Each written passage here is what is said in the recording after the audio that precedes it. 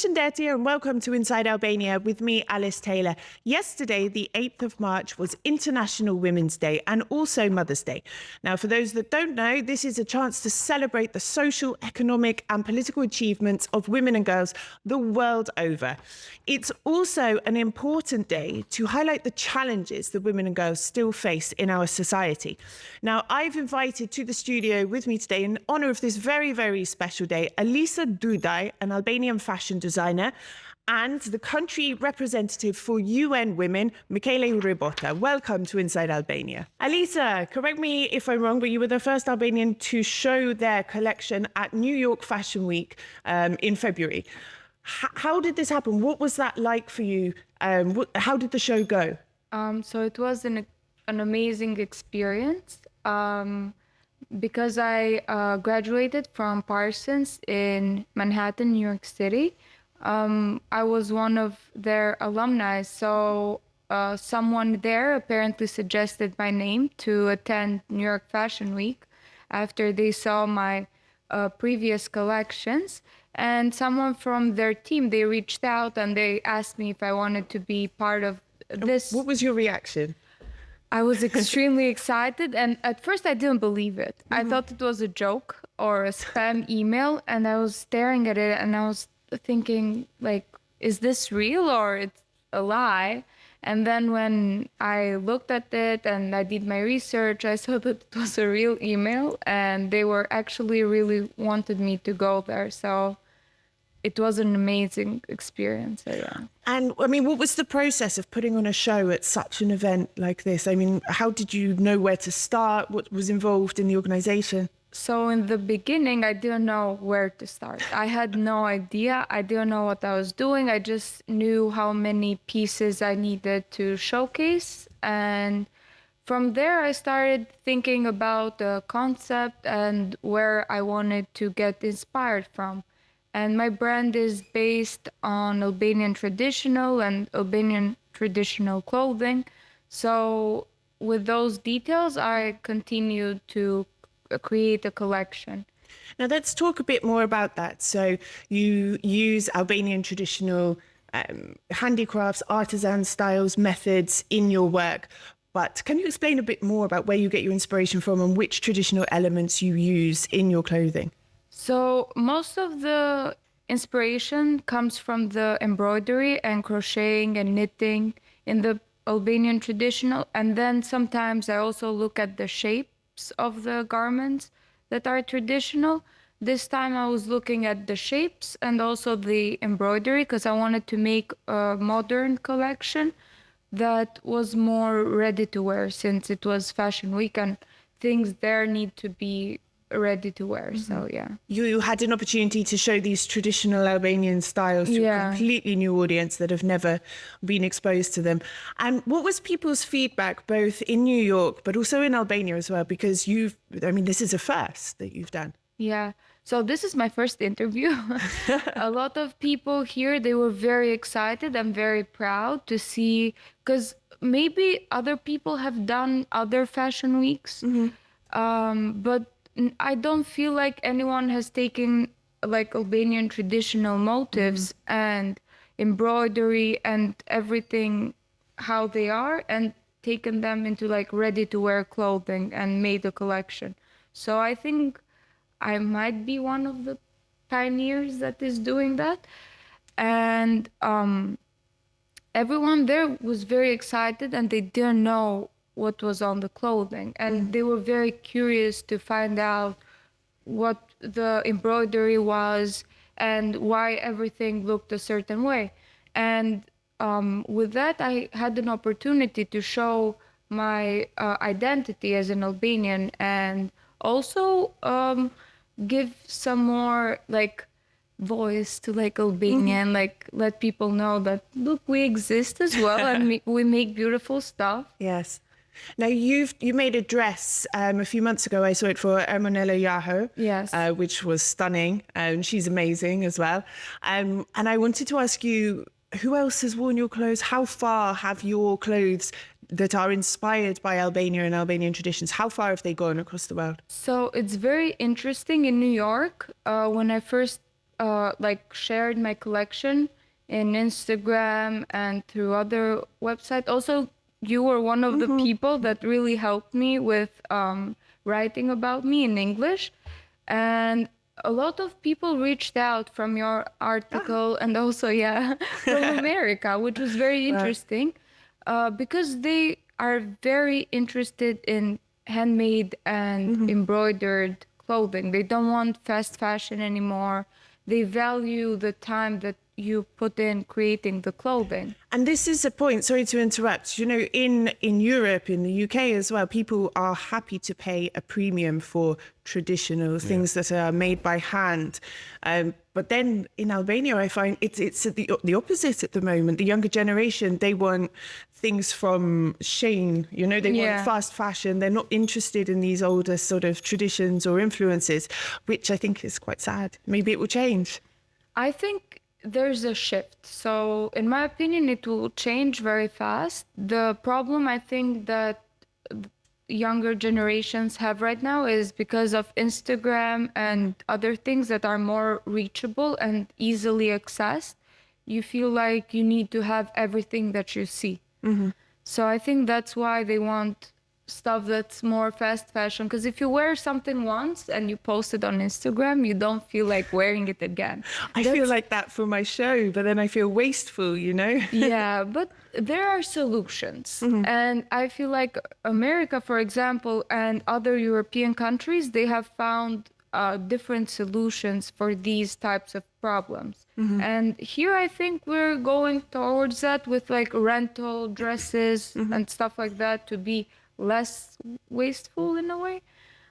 But yeah, we'll see. Now, another question. You studied in the US. You have people who are watching what you're doing over there. You've exhibited at Fashion Week, but you've come back to Albania and you're living in Albania. You've set up an atelier here. She's employing local Albanian women. She's keeping the traditions and the craft alive. What was behind that decision and how is it going? So I feel like it was a very good decision for me. It's a bit difficult to find people who are passionate about their job and to keep them motivated, and where sometimes because of their job, they don't feel motivated enough to work. But I think it was a very important part for me to do that because since I'm Albanian and the clothing I'm making is like traditional Albanian clothing in a way, it would be a bit unfair to take everything Albania has given me and just manufacturing China. It's like, or in America or someplace else. And I just felt I would be a bit unfair to like take everything for granted here and just walk away. So, yeah. And the women that you've been working with, are they sort of from Tirana? Are they from other areas? How are you sort of expanding your network? I have my atelier that the women there are from Tirana, so they live in Tirana.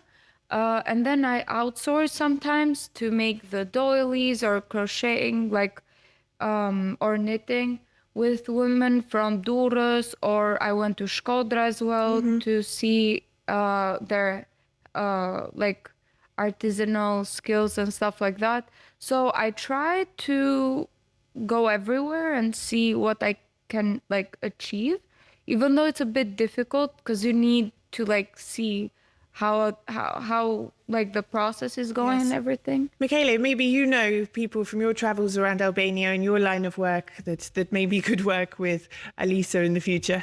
Yeah, absolutely. Well, first of all, thank you for having me on your program, and lovely to hear the story of Alisa. I think we hear almost on a daily basis about Albanians wanting to leave the country, so this is really heartening to also see that there are stories of young entrepreneurs, young women entrepreneurs, that after having had experiences abroad, which is absolutely perfect, decided to make it back, to work it back, to try and use the local market, work with women. So very happy to also to connect you with the network we have. I think we have. For the first couple of years, we have supported a number of very small entrepreneurs in Albania in various fields, including artisans in the north, in the south, women that do the work with traditional clothing, with traditional handicrafts. We're speaking about small businesses. We see and we know that one of the key challenges, a little bit like along the lines that you were saying, some of the key challenges they've been facing is, first of all, access to markets, access to networks of possible customers, and of course, a little bit of push and advice and mentoring in terms of, how to strengthen their business plans and things like that, and really how to create a network. So very happy to connect you with that. We have, for the first time last, I think it was November or September, we have organized a Women Expo of women entrepreneurs in Albania, and there is also a system of trying to promote healthy competition among ideas for businesses, and then be able to select a few and try to support with a little bit of financial support if they need some equipment to start the business, or just advice to how to plan for the business. And what do you see, especially in the more rural areas, what are the main barriers to women taking this step towards entrepreneurship? Well, I mean, the rural areas, first of all, I think because of the sort of the economic sort of dynamics and characteristics of the country, rural areas are, of course, the main vocation is agriculture and rural agricultural work mostly. So we know that most of the women are informally employed in agriculture. I think we have seen a number of cases in the past few years of women who kind of try to make it, step it up and start their own businesses, especially in the agritourism sector. I think there is, when it comes to women entrepreneurship, there are a number of challenges that the country is still facing, although, of course, things are changing and things are improving and evolving. We know that they have, when it comes to agribusiness sectors, they have a lot of still challenges to actually be able to access to land titles, to property rights, despite legislation being absolutely sort of equalizing, the opportunities. In what way are they struggling if the legislation's because I think there is a question of, it's many times we see that laws are reformed, laws are fixed in order to be able to be in line with international norms and standards. But when the actual practical implementations of the law also has to face, the social conservative norms that we still sometimes still see in rural areas. So there is a tradition, there is an assumption that, for example, land ownership would be transmitted across patriarchal lines. And this, we see that it continues to be the case much more often than it should. So that's one of the, surely one of the challenges that we see. Does this patriarchal sort of idea system, does this impact women as well? Because I had a friend in Leisure, she has an artisan studio, which she makes traditional clothing. And she said a lot of the women she wants to work with, they're not allowed to come to work in her studio. She has to send and collect the work to and from them because their husbands want them to stay at home. Absolutely. Maybe there's not, the local kindergarten is only open till 12 o'clock or there's not one nearby. Is this something you encounter and you as well? Yeah, we do. We see that, we work in a few local areas and we see that one of the key challenges that women face is also the space that they have to get together, to participate, to actually have agency over their own lives, because again there is this sort of deeply entrenched norms according to which it is the man of the family who's supposed to decide what to do, to go to local councils and represent family interest in whatever gathering or assembly. So we see it, we try to support. We have something which we call local action group of women that we try to overcome even the barriers from women themselves, because sometimes, they are the first ones to say, I'd love to do that, but I can't because, so it's not something that is going to change overnight, but it's something that we should absolutely prioritize because patriarchy works against women. It works against men as well. It does. But, is this something you've encountered as well? Yes, with some women that I've talked to that they wanted a job and they wanted to work for themselves, they had to tell me that, oh, wait a second, I need to go and ask my husband if I can do that. And usually the answer back is no, they cannot go to work or things like that. But I feel like maybe there are solutions to this, as you said, like bring them work to their homes so they can work from the comfort of their house. And for their husband's comfort. Yeah, but still, I don't know. It's like it's the place here that still has some people that have that kind of mentality, but I feel like it will change. Yes, you can't force it, but in time it will develop. Now, I brought you both here today because yesterday was Women's Day, and I know that when this goes online, there are going to be comments underneath it saying, well, when's International Men's Day? Why do women have a international day and we don't? It happens every year. It's so predictable. So I put to you, why do we still have International Women's Day in 2024? I mean, if we want to respond with a kind of a joke, we could say that every other day is Men's Day. But you know, the thing is, I still believe in the power of international occurrences, especially when it comes to women's rights. I think they are helpful. I think they can help, you know, create the critical mass of attention, amplify the messages. But on a couple of conditions again, that, you know, it's not a question about speaking about women's rights just once a year, number one. And number two is that we should really see this as an opportunity for unifying men and women against a common cause. I mean, this idea that, you know, women's right works against men's right is ridiculous. We know it. We have plenty of global evidence that shows that by creating a platform of equal opportunities for everybody in society, the whole society benefits. So, you know, we should really try to work and help mostly men understand and do not feel threatened by the idea of recognizing that there are still gaps, a lot of gaps when it comes to equal opportunities. And it should be firstly in their interest to do so. Now, you mentioned gaps, and, you know, I think now in 2024, it does vary a bit in terms of what those gaps are, how serious they are between different regions and countries. When we look at Albania, I think certain gaps are more visible than in other countries. And I wanted to ask you, what do you think are the most pressing matters for women in this country at the moment? I mean, earlier we were speaking about patriarchy and conservative norms and stereotypes. That's a massive challenge, and it's one that unfortunately cannot be solved overnight. So it requires a lot of sustained efforts and work, and this has repercussions across all aspects of women's life. Now, you know, we heard the story of Alisa. Certainly economic participation of women across the world and in this region and in Albania is still a big challenge. I think we have still a fairly wide gap when it comes to labor participation between men and women. We're talking about 12, 13 points gap. Again, this is shrinking over the years. We see that, you know, things are moving in the right direction. Perhaps we would hope to see changes a bit more faster. So that's one thing. The other thing that we still see is that, again, one direct product of patriarchy and conservative norms is the issue of gender-based violence and the issue of multiple forms of discrimination, so marginalizations of specific groups of women. So those are some of the areas that still concerns us a lot. I don't think it's an issue necessarily of policies and legislation. I think the political leadership over the years and across party lines, they've done a lot of efforts to actually put the country in line with the overall international standards, but a lot of issues in terms of implementation because of several reasons. Yes. Alisa, what do you think are the biggest challenges facing women in Albania today?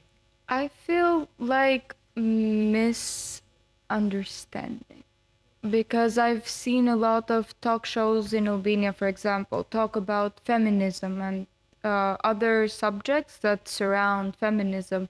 And I've seen men understand feminism as women like attacking men, hating exactly. them. And they don't understand that the definition is the equality of the genders.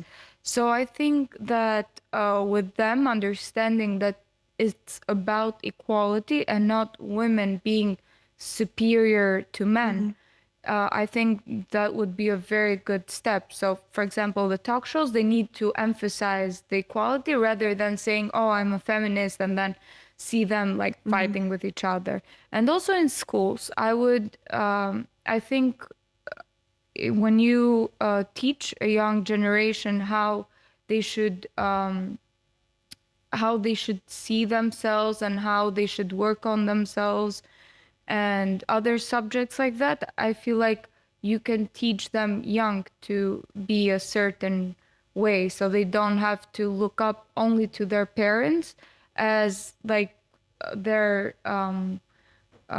like examples, but they can also learn something more from schools that listen, like, okay, your parents act a certain way, maybe their parents are fine, but when they hear like a different opinion and like their teachers telling them like, look, you can do this and that, it's much better, I feel, for them. I have my daughter, she's 4, and she comes home and she'll say, oh yeah, but girls can't play football. And I'm like, where did you get that from? You know, like, you've been playing football since you were in my tummy, you know. And she has a Spider-Man t-shirt, and she used to love this t-shirt, like it's got holes in it, she loves it. I went to put it on, and she was like, no, because Spider-Man's for boys. And I'm like, it's not, you know, trying to unlearn some of these things she's picked up in the playground or whatever. It's a challenge. There was another topic I wanted to talk about as well that's been in the media quite a lot recently. And this is to do with social media. And I find this terrifying because when I was a kid, we didn't have social media. When I was a teenager, we started with like MySpace and things like that. But the social media that we have today is just, I mean, it's a world away from what I remember. And we've seen in Albania recently, there have been 2 incidents since the beginning of the year, 2 probable suicides. We don't know the full extent of what went on. That was due to women being bullied on social media, particularly TikTok. And this is not just a phenomenon in Albania, it's happening in other countries as well. But it does seem to, I've seen some of the statistics from the cybercrime department at the police, which show that it's mainly women and young girls that are suffering from this phenomenon. And I wanted to ask what your view on this is. And I mean, social media is so out of our control in a way. How can we protect women and girls from this? Okay, look, first of all, I need to caveat that I'm perhaps, personally speaking, I'm not the best person to speak about social media because of age reasons. Guys, I am mostly not on social media. I am in a few platforms only for job related. Yes. Otherwise, I would happily not be on social media. And so I think that's a whole other conversation. Yeah. I also was born with no social media. And I am, you know, when this all online internet revolutions came about, and we were told that this is going to expand our freedoms and it's going to strengthen democracies and it's going to make our life happier. I mean, I'm not entirely sure that, you know, this really held true, but that's a separate conversation. In terms of the, I think 2 things we have observed on when it comes to social media as an instrument. One, on the positive note, last year we supported a youth-led study on the linkages in Albania and in the surrounding countries from the Western Balkans. It was sort of on the issue of trying to articulate linkages between social cohesion and gender equality. One of the things that this big group of youngsters agreed upon is that social media has a huge potential for youth participation, to actually expand your participation, to help, especially in this sub-regional context, to sort of, strengthen opportunities for networking, strengthening, cohesions across cultures, et cetera, et cetera. So I think that's something. And in fact, we've been following through with that recommendations. We've launched about a month ago a campaign that is called Imagine on social media, using also media professionals and influencers to really try and rewrite a little bit the narratives that are still sort of defining so much the region in so many negative terms all too often. So that's, I think, the good news. The bad news is that it's another study we've done on a larger set of countries in Europe on the specific issue of digital violence against women. And we have seen, unfortunately, I mean, we have had the confirmation that the cyberspace is just another space where, if you have a society that is characterized by violence and abuse against women, cyberspace will inevitably sort of reproduce those patterns. So the numbers are pretty scary. In fact, Albania seems to be one of those with the lowest levels of incidence, but we still are talking about almost 1 in 2 female users of social media having experienced abuse. Social violence digital violence being defined as anything that happens online, whether it's a breach of your account, circulating documents or information without your consent, and you name it.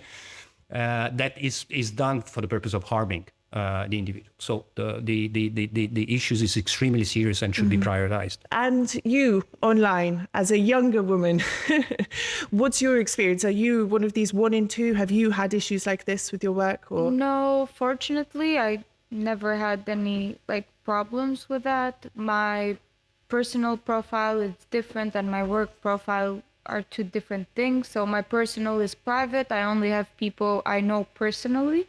And for my work profile, I haven't received any. No, I actually have. I remember now from other women, Albanian women, just random comments, which weren't mean, but they were just weird and just uncalled for. You know? Necessary. So I didn't take them very seriously. I was like, okay, she's having a bad day. She didn't know where to get her frustration out, and she came to my page. So I really don't mind, but they have sent it on direct messages and not left a comment. Now, my last question is to you. Between now and next Women's Day, UN Women, what are your key sort of focuses, aims, goals, hopes, desires for the next 12 months? Wow, that's a big question. I mean, our hopes is to be able to continue to follow on the work we've been doing so far. We've been focusing a lot of our work. We try to diversify our work. We work a lot in Tirana with institutions on what we call gender-related governance aspects of gender issues. It's a lot about doing with the, for example, EU accession and EU integration. So trying to accompany the EU accession process from the point of view of gender equality law, EU commitment. So there's a lot of that. Now, going back to International Women's Day, the theme of this year is about investing in women and accelerating progress. So I think that would capture what we would want to see over the next 12 days. We work a lot on gender-responsive budgeting, which is translated in simple terms, is about helping institutions in Tirana, ministries in Tirana, and municipalities at the local level to try and make sure that their budget allocation processes are really grounded on an analysis and an understanding of what the gaps based on gender and sort of persisting patterns of discriminations they see in their communities. So that's a big thing for us. Well, and I hope to see exciting things from you in the year ahead, and I hope you two can connect on some issues as well. Alisa, Michele, thank you very much. Thank you. Thanks. That's all for this week. But over the next few weeks, Euronews Albania is showing Formula One racing. So there's been a few changes to the schedule. You can watch Inside Albania on our YouTube channel, Euronews Albania, at 5 p.m. every Saturday. But to see it on TV, you can follow my social media accounts, Instagram and Twitter, Alice in Albania, to find out exactly when it will be shown. Until next week, Mira Pavshin.